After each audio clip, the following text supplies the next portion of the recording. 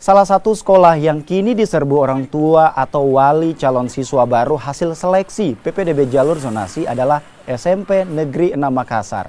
Mereka mendatangi posko pendaftaran ulang untuk mendaftarkan anak mereka. Namun sebagian besar orang tua atau wali tak membawa kelengkapan berkas mereka untuk mendaftar ulang. Alhasil, mereka pun terpaksa meminta bantuan dari petugas yang telah disiapkan.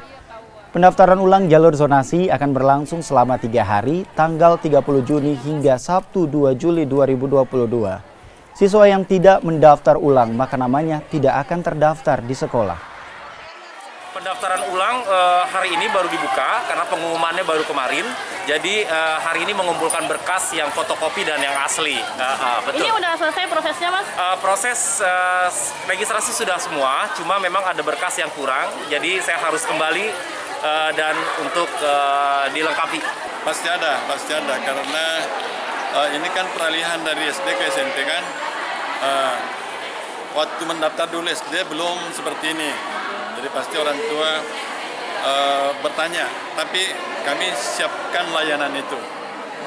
Layanan menjelaskan, layanan membantu.